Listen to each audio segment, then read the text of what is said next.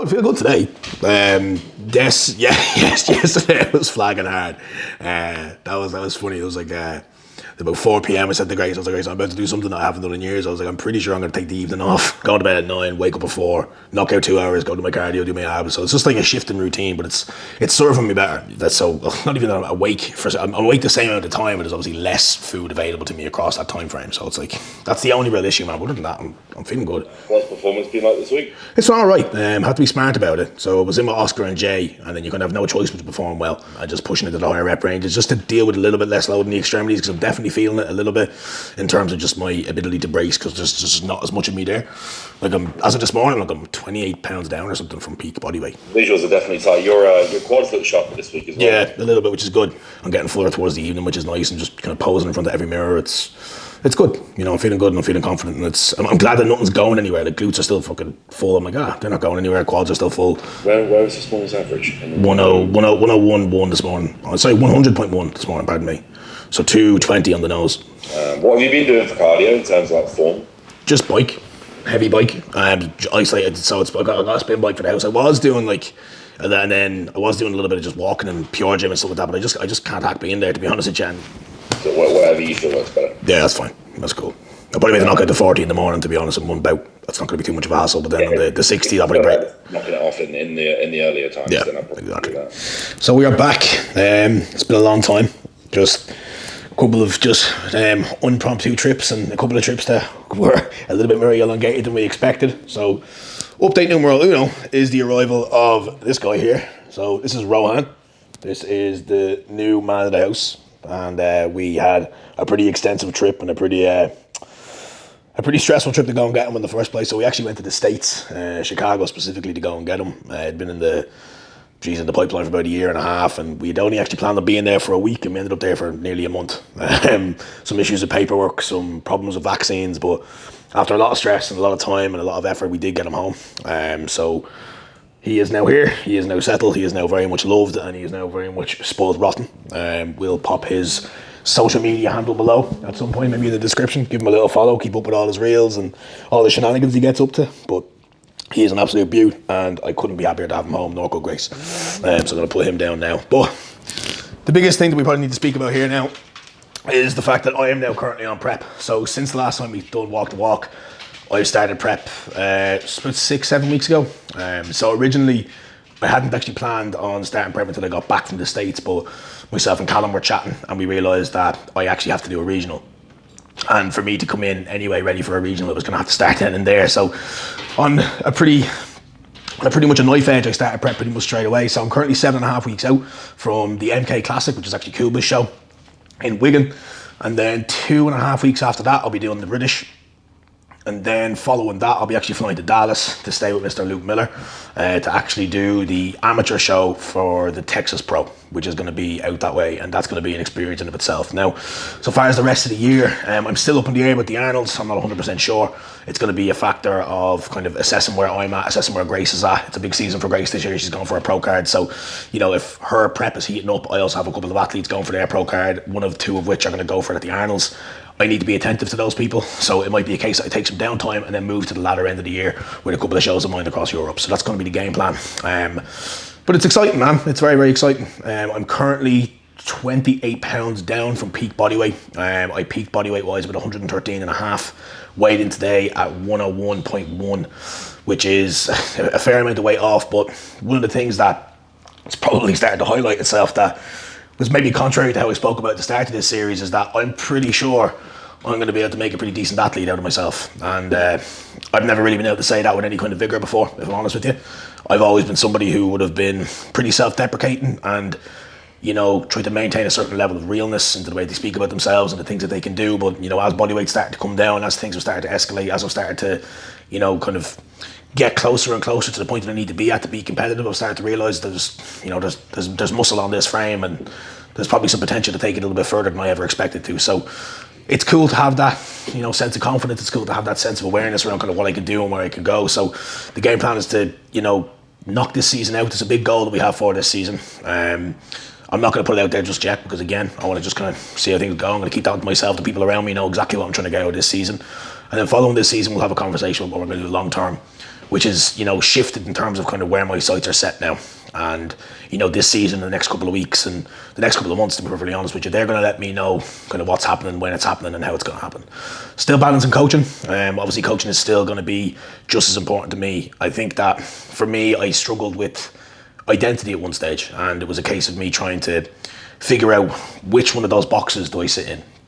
And the reality of the situation is, after conversations with Jay, after conversations with Callum, after conversations with Oscar and Grace, I don't need to put myself into one of those boxes yet. I really don't. I can be 100% of both of these spaces. I can give 100% to both of these spaces. I can still be the best at one, and I can still be exceptional at the other. There's no reason for me to choose right now.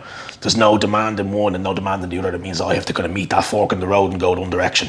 I'm still moving straight, you know, and that's something that became more clear to me as my, you know, perception of myself as an athlete kind of become a little bit clearer as well, which is cool. You know, it's a really, really cool kind of shift in my mentality.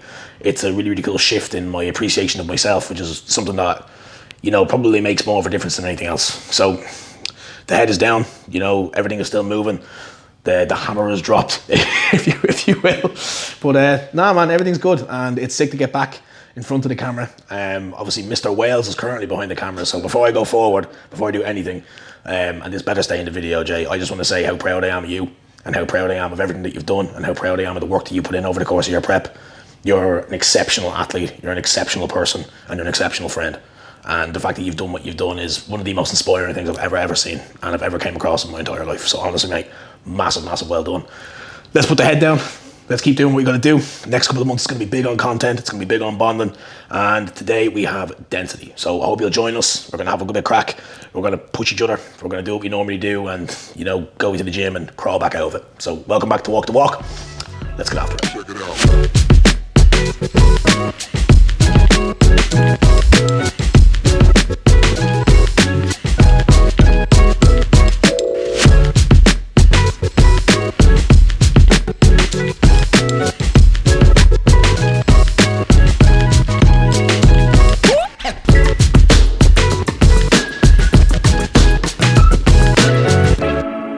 Right, so obviously with prep comes a shift in variables. So I just think laying it all out on the line is really the best thing that we can do. Now, I am going to talk through drugs, I'm going to talk through cardio, I'm going to talk through training, but I'm going to be somewhat retentive with some of the information in the sense that I'm not going to tell you exactly what I'm running, exactly how much I'm running. I'll give you a good idea kind of where I'm at. So far as cardio is concerned, so currently adjustments just came in from Cal as of this morning. So we're running with 60 minutes on every single day besides by lower and density days. This is a recovery modality. We're keeping overall output and overall cardio a little bit lower on those days, just so that we can kind of just manage a little bit more performance in the gym, because, you know, the maintenance of performance is a massive thing within a prep. You know, there's a lot of research to kind of back the fact that if you can maintain performance to a certain degree, the likelihood of maintaining your tissue is significantly higher, you know, and the proximity that I am to the show, you know, the kind of the potential for me to lose tissue with the rate by which weight is coming off is pretty high. So performance and the maintenance of performance is a really big overarching factor for me right now. So that's cardio setup, 60 a day and then 40 a day on both lower day and density day, which is actually today. And then coming off the back of that, we have our food setup. So currently food is going to be on a training day, 300 protein, 325 carb and 40 fat. And then non-training day, again, also 300 protein, 175 carb and 40 fat. So again, it's nothing too outrageous. The non-training days are definitely difficult because my routine is quite militant at the moment. So obviously I'm still dealing with a pretty high client base. So I'm up kind of 3:30 in the morning, working by about 4:30. Good kind of hour and a half, 2 hours work, straight out cardio, posing, abs, come in, get some coffee into me, back upstairs, another hour or two of work, back down, meals, training, and then kind of repeating that process daily. So, you know, when the training period is taken out of that, it's a pretty extensive period of time that I'm not getting any food in. So that's a little bit more difficult than I expected it to be. It's obviously been kind of 5 or 6 years since I've really dieted, like legitimately dieted. So there's a lot of novelty to it. I'm obviously a lot heavier than I was when I previously dieted. There's a lot more weight on me now than there was then.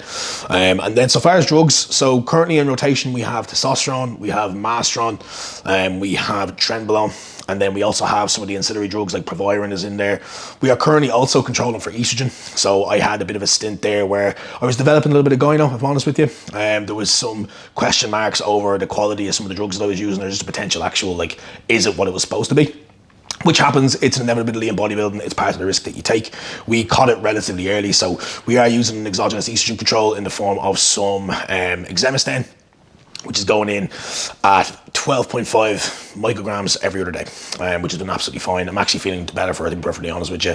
There are other kind of options available to us. Obviously, Arimidex is a slightly more, if you want harsh AI, if you want to put it that way. So there are kind of levels that we can take it if we need to, but honestly, right now, it's well controlled. I'm feeling good for it. Everything is cool. Total androgen load right now, as of Monday coming, will be 1,600 milligrams a week, which isn't too bad. It's relatively moderate comparatively to what I've done before.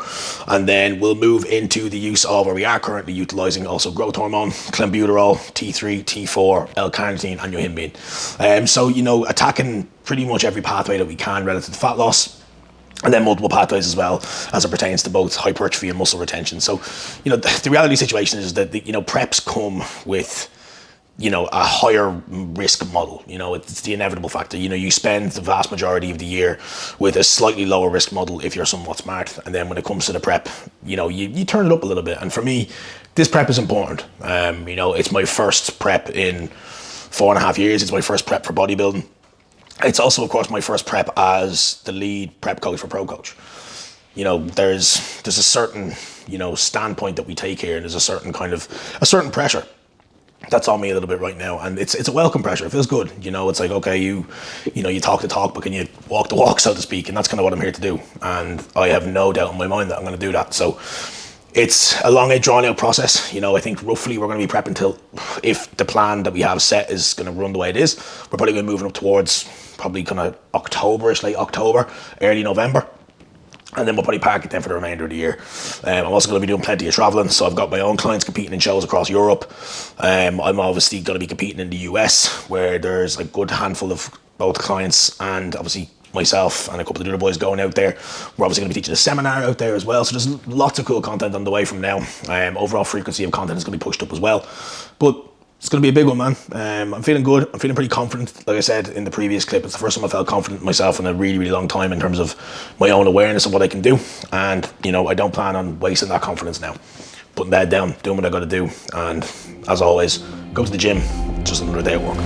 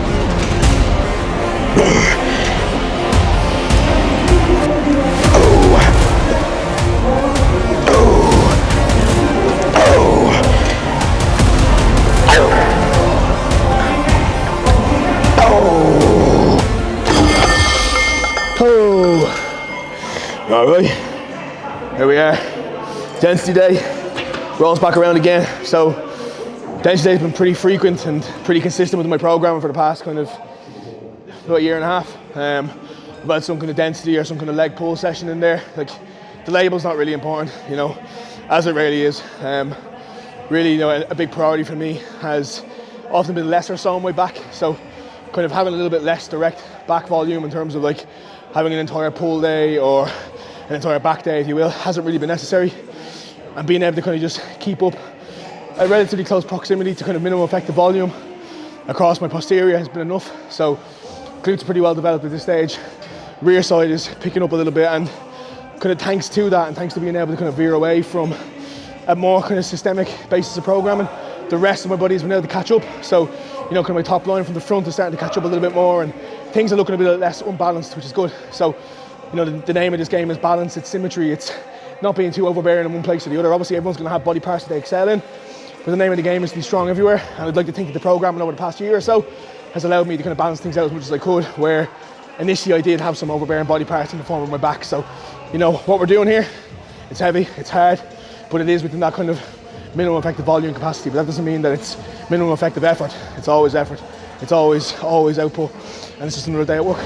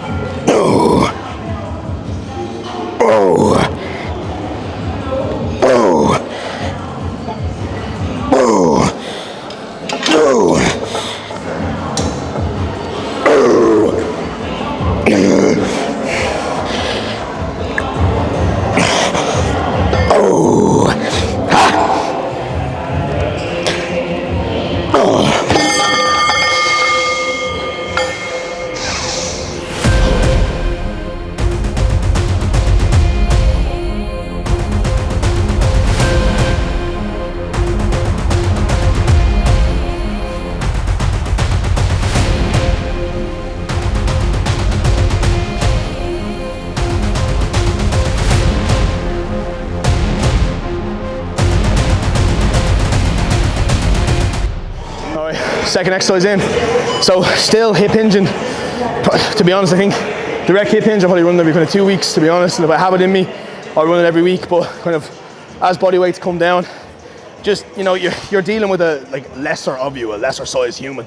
Your capacity to brace, stabilize, it's always going to be different. You know, last time I was doing any kind of degree of, you know, kind of freakish stuff off the floor, I was 28 pounds heavier than I am now. You know, so again, just paying attention to the thing that matters the most during a prep. It's largely going to be recovery and the maintenance and the capacity performance. So for me, start pulling off a bit of a block. And predominantly what this is, it's just so I can actually offset the load in the bottom. Again, I've said this before in previous videos, your programming is not a singular entity. It's your whole session architecture across the week. What are you doing in one session? How does that have a capacity to affect the next session? You need to be thinking about these things even more so within a prep. This is where the conversations need to be had with your clients, with your coach, about how can I get the most out of my training? How can I maintain performance? That is number one priority across the prep, is the maintenance of performance. You're always going to see a little bit of a dip, but you're trying to hit the kind of top end threshold as best as you can with everything you can without being stupid.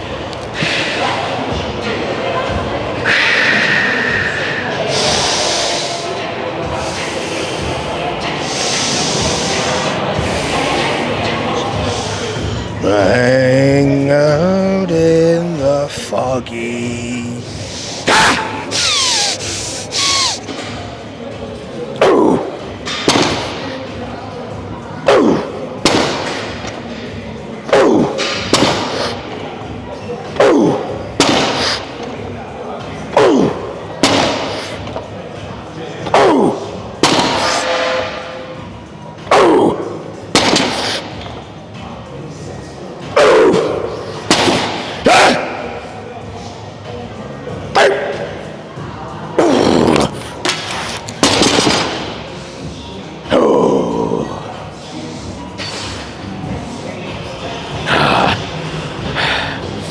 Can you see?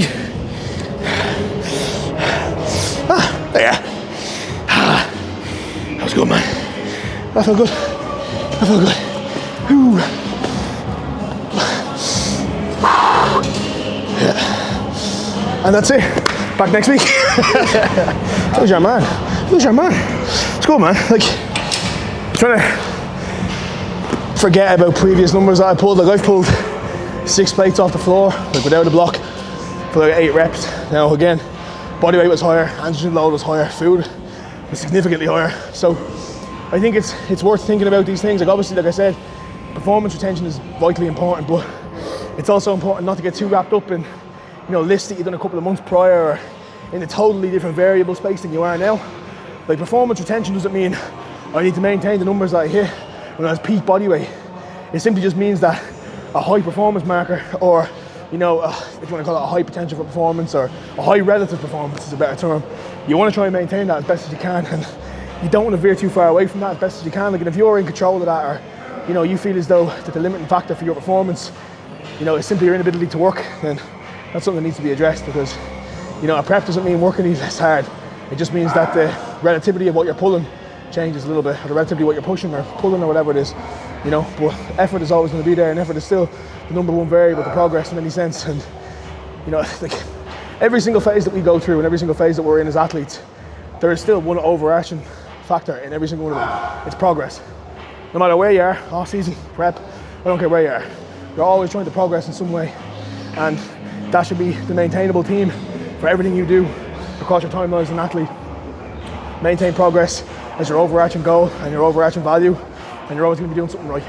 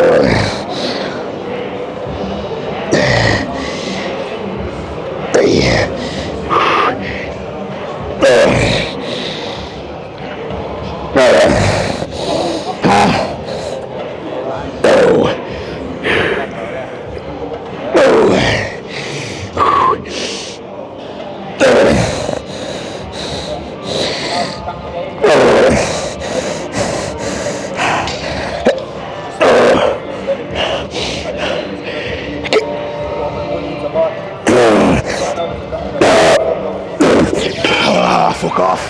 Jesus Christ. I think a worthy point to look at when you're using these prime pieces, and to be honest, any well-built piece, to be honest, you know, depending on what cam setting you have it on. So I've got set on 3 here, so predominantly loading that mid-range. We know that as you fatigue, you're inevitably going to get to a point where there's a slowdown in contraction velocity. Essentially you move slower because the level of fatigue forces you to, and it's involuntary. So you need to remember, obviously, not while you're training, but just in general, that this is going to be hardest in one point. So when you get to that point when things are slowing down, just keep going as intently as you can. If it stops, it stops. But oftentimes you get past that sticking point, you're going to have a couple more inches there. Try and get it moving as much as you can. Try not to give up too early. When you slow down, don't stop. Intently keep moving. And then from that point onwards, if you've given it your intent, you're likely done enough.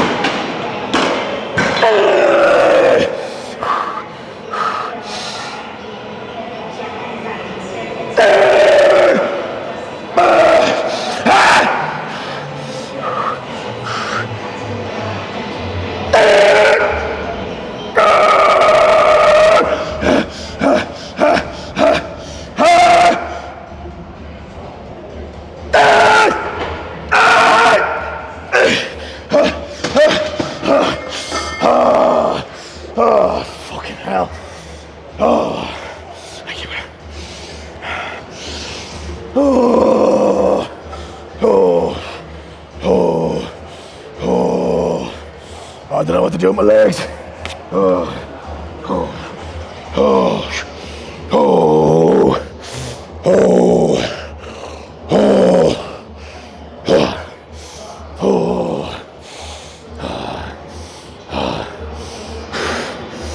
I've asked somebody else for a spot. That was good. Ah, no, it's gone.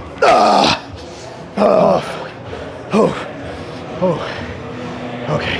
Yeah, well, Not to dip in the conversation. yeah, man, it's you know, like even now, I'm trying to think of something I can say, and it's one of those things where until you get into it and you get pretty deep into it, you don't even realise just how much you lose, and just how smart the body is.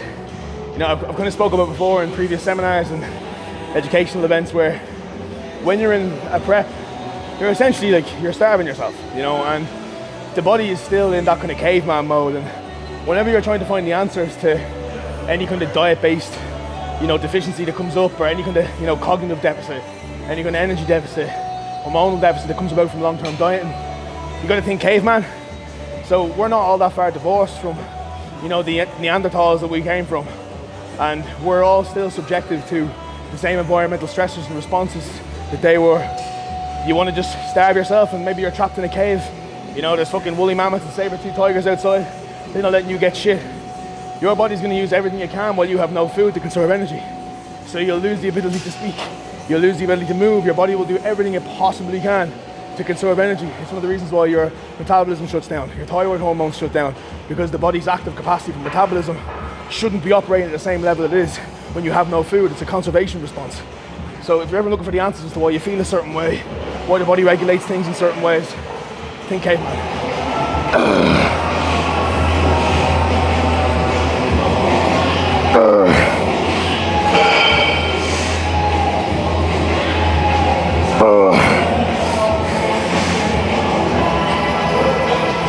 Oh man.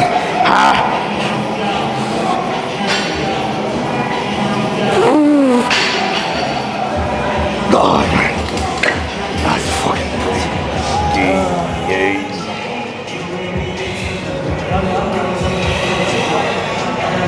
right there. Shakes it. Shake it. Oh.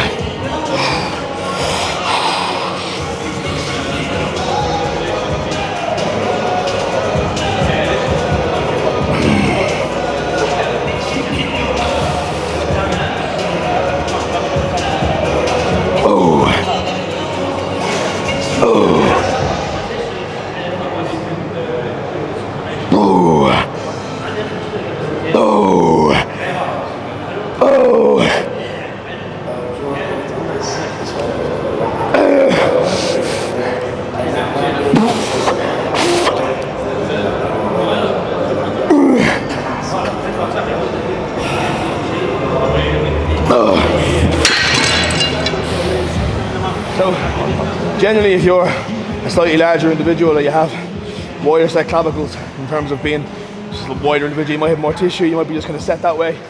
If you're trying to do something like a dumbbell curl, in that kind of, if you want to call it kind of traditional way, and I call it traditional not because it's bad or wrong or just, it's just the best name for it. If you're trying to think about, okay, which way is that force going? So it's a dumbbell, so the force acting upon it is gravity. Gravity works in straight lines. So if you're trying to do something like a curl, the alignment of the load, the upper arm, the lower arm, it's all going to be off. So, you know, short term, it might not seem too bad, but when you're in that kind of long term, progressive standpoint, you're going to want to try to find ways to create the most efficient movement pattern you can, and, you know, the most progressive and arguably the most, one that's going to give you the most return on investment. So in this situation, what I'll do is I'll lean in, and now I'm aligning my upper arm, my lower arm, the load, and the kind of middle part, my anterior shoulder, and that way now I'm creating a movement that's alignment is on with the direction of force. So little things like this, long term, can make a pretty significant difference.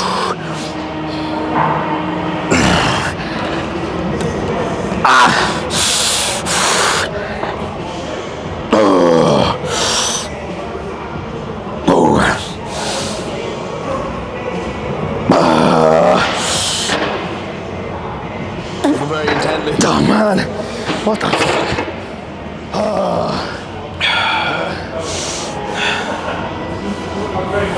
So that's us done. That is the first video done in the past couple of months. So we are back a hell of a lot more frequency now even than previously. Obviously there was a bit of a hiatus there for a while. You know, just logistical issues with myself, with Jay winning Mr. Wales, it was all over the place, but we're back. Myself and Jay have organised, you know, the next 6 videos already done, dusted, booked in. We're going to Manny, we're going to the States, we're going everywhere. We're going to do a lot of cool shit over the next couple of months, and it's going to be sick to have you all on for the ride. So thank you so much for coming in. Thank you so much for tuning in. All the usual shit, like, subscribe, comment, share. It is massively appreciated. You know, when Walk the Walk started, the return was absolutely massive. The response was incredibly overwhelming. So honestly, any support is massively appreciated. Obviously now that I'm in prep and, you know, obviously now the things are kind of moving a little bit quicker, any kind of support, internal, external, is always very much appreciated. So tell your ma, tell your auntie, tune in for the next one. Slán all you. What have we got to do now? Stairmaster. 15 minutes, let's go.